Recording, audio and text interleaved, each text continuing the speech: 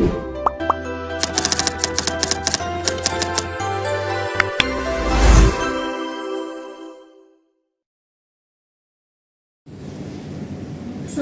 teman-teman. Halo, selamat datang di podcast, yaitu podcast Hima Ekis. Kali ini kita temanya itu perjalanan yang membuka wawasan, berbagai pengalaman yang tak terlupakan. Dari sini, perkenalkan dulu bersama saya Yasinta Ramadanti dari Narasumber Podcast. Baik, kita lanjut saja, panggilkan saja narasumber kita yang hebat banget ya pemirsa. Baik, sekarang kita panggilkan Kak Galan. Halo Kak, halo. Selamat datang. Oke, kali ini perkenalkan dulu gak sih Kak? Oke. Sebelumnya kenalin, nama aku Galan Khalifa Bitama, akrab dipanggil Galan. Okay. Sekarang aku lagi jalan semester 6. Oh, semester 6 Iya. Kak. Sekarang lagi ngikutin organisasi apa ya? Kalau yang sedang berjalan, sekarang aku lagi di organisasi BEM FEB. Bidang apa tuh Kak? Bidangnya Mesopolin, media sosial, politik, dan informasi. Wow, keren banget nih. Terus sekarang di luar kampus tuh lagi kegiatan kesibukan apa sih Kak? Kalau di luar kampus sebenarnya sekarang aku lagi masih kerja ya, jadi kayak nyambi gitu buat menuhin aja. Kerja, berarti kerja sambil kuliah ya Kak? Iya. Oke. Di episode kali ini kita akan membahas pengalaman kuliah yang bukan hanya soal nilai akademik, tapi juga pengalaman, tantangan, dan proses pengembangan diri nih Kak. Oke, langsung aja. Boleh Kakak gimana pengalaman awal kuliahnya pas masuk ke UHAM Kak? Berarti pas awal masuk banget ya? Iya, awal masuk banget. Jujur pas awal banget masuk berarti pas semester 1 ya. Kan sebelumnya ini cerita dikit ya. Aku ini kan dari pesantren gitu ya, dari pondok. Iya. Nah, jadi pas awal masuk kuliah ini agak culture shock sebenarnya. Jadi kayak misalkan di pondok tuh kan semua itu kan diatur-atur, semua tuh ada aturannya lah. Jadi mulai dari bangun tidur sampai tidur lagi, bahkan sampai malam pun ada aturannya semuanya. Jadi pas awal masuk kampus tuh jujur beda banget semuanya. Culture shock yang misalkan semua tuh sendiri, tugas pun gak ada yang war-war tuh kayak gak ada yang maksa gitu buat ayo kerjain tugas, ayo kerjain ini gitu. Semua tuh berasal dari diri kita pribadi gitu. Itu pengalaman Kakak yang awal masuk kuliah Iya, jadi masih kaget gitu. Masih kaget ya Kak. Terus mulai dari adaptasi lingkungan baru, tantangan yang dihadapi dan bagaimana sih ngebangun mindset yang tepat itu gimana? Oke. Sebenarnya untuk membangun mindset sih kalau dari aku pribadi ya, aku tuh butuh waktu yang agak lama sebenarnya. Itu sebenarnya berasal dari pengalaman yang agak nggak enak sih sebenarnya sih. Jadi waktu semester 1 itu IPK tuh jeblok gitu. Karena masih adaptasi baru lah ya. Jadi nilai jatuh, terus nggak bisa berbaur sama yang lain itu semester 1 gitu. Dan aku sebenarnya ada niatan untuk ikut organisasi gitu. Cuman di sisi lain takut nggak bisa memanage waktunya nih gitu loh. Jadi aku ada challenge buat diri sendiri gitu. Di semester 2 aku itu coba buat kayak oke, aku bakal ikut organisasi, cuma dengan syarat aku harus ngedongkrak IPK aku dulu, harus naikin dulu. Iya, karena yang kita tahu kan ya, antara mahasiswa cuma kuliah pulang dengan kuliah yang organisasi itu beda kan, kesehariannya kan, gitu loh. Berarti Kakak tuh kalau mau masuk ke organisasi harus ngeliat IPK-nya dulu gitu loh. Iya, harus jadi ingin IPK-nya dulu baru masuk ke organisasi. Iya betul, karena tujuan kita pertama kuliah kan emang untuk akademik ya. Iya betul. Dan organisasi itu emang untuk sampingan aja. Jadi saya pengen mendapat pengalaman, saya ingin meningkatkan soft skill saya, cuman saya nggak mau menghilangkan apa yang seharusnya menjadi kewajiban saya gitu. Itu di akademik. Terus selanjutnya itu seberapa pentingnya keterlibatan dalam organisasi kepanitiaan atau kegiatan pengembangan diri selama kuliah? Keterlibatan selama kuliah berarti kayak kepanitiaan ya? Kepanitiaan. Sebenarnya untuk kepanitiaan mungkin orang banyak yang kayak anggap remeh cuma panitia cuma bahan surah doang ya, bahasa salah ya kasar ya. gitu kan ya. Nah sebenarnya itu ada benernya kalau emang kita tuh ngejalanin secara terpaksa gitu loh. Cuman gimana cara kita memanfaatkan momen-momen tersebut, kayak misalkan ada program kerja di sini yang apa ya, yang bukan cuman dari satu jurusan doang, misalkan dari ada akuntansi, manajemen gitu, kayak di LKTD kemarin. Nah, itu bisa tuh jadi ajang buat kita menambah relasi, menambah jaringan gitu. Jadi kita nggak cuman sekedar kenal sama satu jurusan doang, tapi bisa ke satu fakultas, terus naik bisa satu universitas gitu loh. Jadi penting banget ya Kak untuk Iya. menambah relasi baru ya. Terus kayak gitu kita harus lebih kayak mengenal lebih dalam lagi ngikutin panitia ini gitu. Betul. Oke, lanjut. Apa dampaknya terhadap soft skill Kakak? Untuk soft skill sebenarnya untuk di kepanitiaan, berarti kepanitiaan ini ya kayak Iya. organisasi. Kayak organisasi. Untuk pertama sih kita tuh kayak mencoba menganalisa ya, kita nih pengen mendalami di peran apa, misalkan kayak di organisasi pengkaderan, orkat gitu kan. Iya. Nah di orkat tuh berarti kita harus bisa bagaimana cara kita lobbying ya mengkader adik-adik kita biar ya itu mengakrabkan diri gitu loh. Nah itu pasti bakal dipakai di dunia kerja di selanjutnya gitu. Iya benar banget. Mm-mm. Jadi penting banget ya Kak kalau misalkan yang soft skillnya buat Iya. dunia kerja. Betul, jadi bukan cuma sekedar dari akademik doang gitu loh. Kita jadi ada skill misalkan dari skill editing ya di bidang kominfo gitu kan. Betul. Terus apa namanya skill untuk apa berbicara kepada orang, Iya, segala betul. macam itu bagus Public banget ya. speaking. Iya. Terus lanjut kalau dari sisi akademik, apa strategi belajar yang Kakak gunakan di kuliah ini? Berarti yang saya gunakan kalau belajar gitu ya untuk Iya. akademik. Oke. Sebenarnya kalau saya pribadi untuk mengejar akademik sebenarnya cukup ribet ya. Jadi saya nggak bisa belajar yang sendiri gitu loh. Oh, nggak bisa belajar sendiri itu karena apa deh Kak? Karena pertama saya tuh nggak bisa untuk fokus sendirian gitu loh. Saya gampang bosen. Gitu. Berarti harus rame-rame ya Kak? Betul. Jadi Sama-sama. untuk apa ya, untuk belajar saya lebih prefer untuk belajar bareng gitu, misalkan kita diskusi, ngobrol sambil ada bercandanya gitu. Jadi Oh, iya. bisa dimasuk gitu kan ya. Jadi Benar-benar. lebih asik. Lebih asik. Lebih kayak kalau sama teman-teman tuh lebih kayak terbuka. Terus kalau kita nggak tahu nanti teman kita yang ngebantu. Iya. Jadi ya kalau sendiri kan kayak ngebosenin ya kan. Kalau misalkan sama nge-searching temen- sendiri iya, gitu, nge-searching bosan sendiri, sebenarnya. iya. Terus kalau sama teman-teman tuh kayak belajar bareng tuh enak banget gitu. Iya. Ada diskusinya, terjadi Iya. bisa bikin satu sama lain kan lebih akrab Iya, gitu. betul-betul. Oke, lanjut. Dan bagaimana caranya Kakak mengatur waktu agar tetap bisa mempertahankan atau meningkatkan IPK Kakak? Membagi waktunya. Ya, ngebagi waktunya. Sebenarnya yang udah diajarin di latihan kepemimpinan tingkat dasar ya LKTD, Ya. itu ada apa namanya tidak, pokoknya intinya kita tuh harus membagi skala prioritas gitu. Jadi misalkan ada yang urgent dan memang penting sampai yang emang nggak urgent itu nggak penting gitu loh. Gitu. Jadi misalkan saya nih antara organisasi sama akademik gitu. Saya ini ada kasus yang mana itu datang berbentrok gitu, barengan gitu. Jadi gimana caranya saya tuh coba bukan menyampingkan ya, mendahulukan apa yang emang itu lebih urgent. Misalkan saya kan waktu himpunan mahasiswa, Himaekis, saya kan bagian kominfo. Ya, itu yang mana tuh pernah ada tugas untuk editing, sedangkan di akademik saya ada tugas untuk bikin PPT presentasi. Iya. Nah kan tuh bentrok ya. Iya, itu caranya bingung tuh. gimana tuh, bingung banget pastinya kan, terus pusing ini gimana nih cara ngatur untuk mengupload atau bikin editing segala macam, sedangkan itu tuh bikin presentasi, bikin PPT segala macam di waktu yang sama. Nah itu kan pasti kan pusing banget itu ngebagi Iya. waktunya. Nah kalau Kakak tuh mau ngebagi waktunya itu kayak gimana? Nah, karena di sini saya tahu yang PPT ini saya ini nggak kerja sendirian, saya ini kerja kelompok. Dan iya. kominfo saya juga kerja kelompok juga.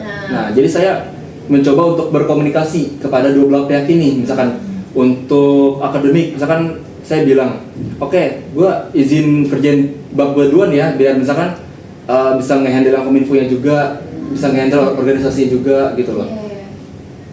Baik aja sih sebenarnya. Jadi apa ya, saling membantu aja sih untuk apa ya, kalau misalkan menurut aku lebih mementingkan akademiknya dulu gitu loh, Iya. daripada kominfo organisasi. Iya. Jadi kita sebenarnya nggak boleh ditinggalkan, cuman Betul. mengesampingkan sedikit gitu. Jadi kan mungkin dari posisi kemarin itu saya lebih urgent pada akademik, dia lebih cepat gitu loh. Iya, iya. Karena kan itu per kelompok juga lah ya. Iya. Kalau misalnya jadi duluanan ini dulu nih, saya dulu nih yang ngerjain, nah nanti baru kalian gitu. Iya. Oke, lanjut. Boleh diceritakan pengalaman mengikuti lomba, kompetisi atau kegiatan sosial yang pernah kakak jalanin? Kalau dari lomba selama kuliah ini sebenarnya saya cukup sering ikut lomba ya sebenarnya. Kayak misalkan ini untuk membuka apa ya? Bukan untuk semata-mata untuk nyari juara doang gitu. Emang pengen penasaran mau ikut aja gitu. Tapi juara, pernah juara nggak kak? Sekali lomba, 2 kali lah. Oh iya. Gitu. Tapi itu termasuk keren sih. Tapi di dalam skala 7 kali ikut lomba tuh cuma sekali doang tuh kayak gimana gitu. Cuman sebenarnya sih ikut lomba tuh emang untuk membuka soft skill saya gitu. Kayak misalkan saya pernah ikut lomba editing. Nah, saya penasaran nih editing saya ini. Saya di organisasi kan sebagai editing juga ya. Iya. Bagi mereka tuh kayak, keren banget editing nih, mantep nih gitu loh. Iya. Nah terus pas ikut lomba, kalau aku dapet juara ini ya, kita masih ada yang lebih gitu loh. Nah itu jadi bisa evaluasi diri saya gitu untuk upgrade gitu paling. Kayak ya itu, jadi kita lebih mau untuk mencoba gitu. Itu kalau ya boleh tahu tuh yang juaranya itu tuh lomba apa deh kak? Nah, yang sebenarnya agak kenapa ya itu bingung aku bisa juara. Karena emang saya nggak terlalu mendalami gitu. Saya kemarin juara di lomba esai dan mempresentasi esainya. Wow, lomba esai di tahun berapa tuh kak? Di tahun 2025 tahun kemarin. Tahun kemarin. Iya. Itu pertama juara, terus yang kedua Pertama. tuh juara. Itu satu lomba ada dua pencapaian, iya.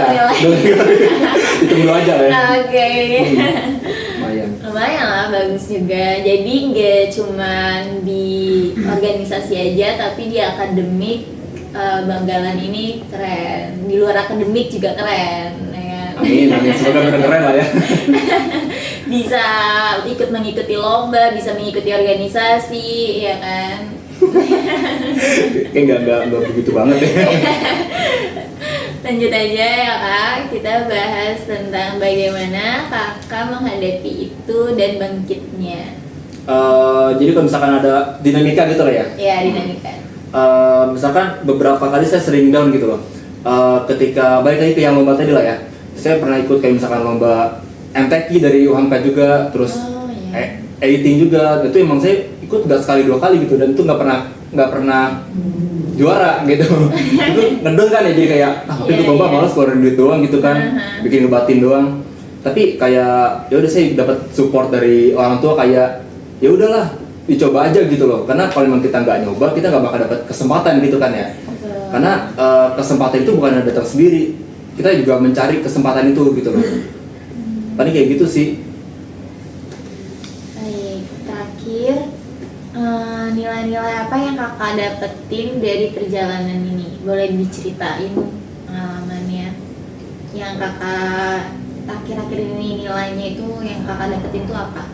Selama perjalanan di kuliah ini dari semester 1 sampai semester sekarang. kalau perjalanan di kuliah ini sebenarnya saya tuh kayak dapat apa ya? Kayak banyak, cuma jadi yang awal saya tahu ya kuliah itu cuman belajar di kelas terus pulang ya kupu-kupu lah ya kuliah pulang doang. Iya. Cuman ternyata kuliah tuh jadi wadah yang penting gitu sebenarnya untuk prospek kita di masa depan, kayak misalkan bisa untuk kebangun relasi, kembangin soft skill itu bisa kita dapat di organisasi atau mungkin mengikuti event-event yang diadakan dari univ atau fakultas itu sendiri gitu. Dan kita juga nggak semerta-merta nunggu mana nih event dari kampus nih kok nggak ada sih gitu loh. Kadang kita juga sebagai mahasiswa harus mau untuk bersuara, untuk tanya gitu misalkan ke kaprodi atau ke dosen-dosen yang bersangkutan kayak Bu maaf ada event lomba nggak gitu. Jadi kita harus mencari kesempatan itu sendiri gitu loh. Cara mencari informasi ya. Iya betul. Itu aja cerita pengalaman kakak. Iya sih itu aja. Jadi sama sebenarnya semua itu berawal dari kalau dari pribadi ya itu berawal dari rasa penasaran sih. Kayak misalkan mau ikut hima penasaran lah, jadi awalnya FOMO cuman kayak ini kalau cuma FOMO doang nih sayang waktu sayang tenaga nih gitu loh. Jadi kayak saya berusaha untuk saya pengen coba gitu kayak bener-bener ngembangin diri gitu, misalkan di soft skill yang saya tadi yang editing atau misalkan cara berkomunikasi saya, public speaking itu sebenarnya saya nggak pernah ngobrol kayak begini gitu, nggak bisa awal masuk kuliah gitu loh. Iya. Cuma perlahan belajar berjalannya waktu perlahan-perlahan jadi kayak ternyata nggak sesusah itu loh kalau kita mau mencoba gitu loh. Ya benar, sama sih, saya juga gitu. Awal masuk juga kayak nggak berani ngomong, tapi setelah kita mengikuti organisasi, kepanitiaan, jadi soft skill saya terbuka gitu ya, terbuka sama semua orang gitu. Lanjut lagi, pertanyaan lagi nih Kak. Oke. Apa ya? Sebelum ini, bagaimana mempengaruhi cara berpikir kakak serta masa depan kakak? Maksudnya gimana? Kayak sekarang mempengaruhi untuk masa depan kakak tuh apa cara pikir kakak? Pola pikir untuk prospek masa depan ya? Iya. Sebenarnya untuk prospek masa depan itu saya itu cukup was-was dan khawatir sebenarnya sama diri saya sendiri gitu, kayak gue bakal bisa nggak sih kayak untuk bersaing di dunia kerjaan gitu, untuk menunjukkan siapa sih diri gue gitu loh ke orang-orang, untuk show off gitu. Karena emang dengan kita menutup diri di dunia kerja itu udah nggak relate sebenarnya di masa sekarang ya. Iya sih. Jadi kalau misalkan untuk masa depan di luar kerja itu harus juga nambah soft skill kita gitu. Iya betul. Biar nanti pas di dunia kerja kita nggak kaget. Iya. Dan di zaman sekarang kan udah banyak nama AI ya. Nah, gitu. benar banget. Nah itu yang saya tahu dan saya cari-cari itu bisa kemungkinan besarnya bisa menggeser atau menyempitkan lapangan pekerjaan. Itu dari segi minusnya ya. Jadi kayak misalkan dulu itu kan ada yang jaga ini ya, gerbang tol. Itu manual kan. Nah, sekarang udah enggak. Udah mesin semua karena manual dulu. Bisa per gerbang tol itu perlu 5 orang. Jadi ada 5 loket kan. Nah, dengan ada teknologi gitu loh. Berkembangnya teknologi itu cuma mungkin di operator itu sama 1 orang doang gitu yang megang. Kan dari 5 orang jadi 1 orang doang itu kan bisa mempersempit pekerjaan ya. Nah, itu yang sebenarnya harus kita mengembangkan diri gitu. Jangan mau kita kalah sama perkembangan dunia sekarang, perkembangan teknologi digital. Iya. Ya benar sih ya. Berarti cara pikir aku untuk masa depan yang seperti itu ya Kak? Iya, jadi kayak untuk masa depan saya cuman ingin gimana ya? Ingin terus mengupgrade diri saya gitu loh. Iya. Oke, terus untuk para pemirsa di luar ini masih sama saya gimana nih Kak? Cara untuk berpikir untuk masa depan? Untuk masa depan sebenarnya simpel ya gitu. Cuman kita sebagai anak muda kadang-kadang suka terlena sama ego kita sendiri, kayak misalkan yang harusnya kita tuh bisa produktif di masa muda gitu loh. Kayak misalkan bisa di waktu-waktu kosong kita bisa gunakan untuk belajar atau untuk mencari relasi. Cuman kita untuk malas-malasan doang gitu, kayak scroll sosmed, TikTok gitu kan. Itu kalau emang sekali 2 kali mah nggak apa gitu ya. Cuman kalau dilakukan secara berkala dan sering itu jujur agak buang-buang waktu gitu sebenarnya. Walaupun saya sendiri suka masih gitu kadang-kadang gitu. Oke. Jadi kalau bisa memanfaatkan kesempatan lah ya, waktu yang ada. Kalian kalau misalkan waktu kosong di kuliahnya cari di luar kampus ya Kak. Nah, pengalaman-pengalaman di luar kampus kalian cari gitu loh. Biar nanti di masa depan yang akan datang setelah kalian lulus, kalian sudah gambaran gitu loh Kak. Iya, gambarin masa depan. Gambaran untuk masa depan gitu. Kalian mau ngapain aja gitu loh. Karena kalian udah tergambar dari sekarang gitu loh. Iya. Kan? Kalau misalkan teman-teman berarti kan nggak semerta-merta akademik doang kan ya. Jadi ada organisasi. Kalau misalkan teman-teman nih nggak mau itu untuk ikut organisasi di internal kayak misalkan hima ataupun fakultas kayak BEM, DPM gitu. Nah itu bisa cari juga tuh di kayak misalkan IMM ya, yang kan eksternal kan ya tuh bisa lebih luas tuh. Apalagi dia juga di luar kampus ya Kak, kebanyakan. Dan di bawah nama Muhammadiyah dan kita tahu Muhammadiyah itu kan kayak ormas yang besar banget ya itu. Betul. Bisa tuh jadi bahan buat relasi teman-teman gitu loh. kayak untuk ya networking aja lah ya gitu untuk mau aja kerja gitu misalkan di masa depan. Oke, sebelum kita tutup, bolehlah Kak berikan 1 atau 2 tips singkat untuk mahasiswa agar menjalani kuliah itu dengan lebih bermakna. Kalau nggak lebih dari 2 tips. Oke.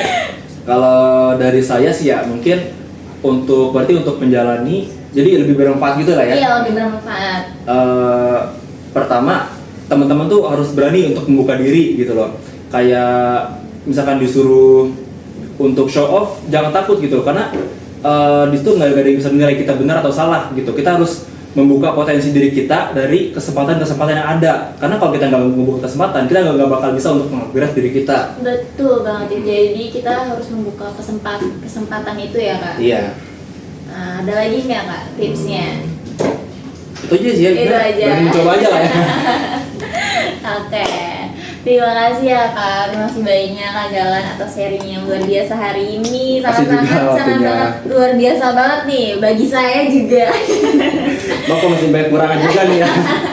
Oke, semoga podcast ini bisa memberikan inspirasi untuk kalian dan motivasi untuk teman-teman semua agar lebih aktif dan berkembang dan berkontribusi selama masa perkuliahan ini.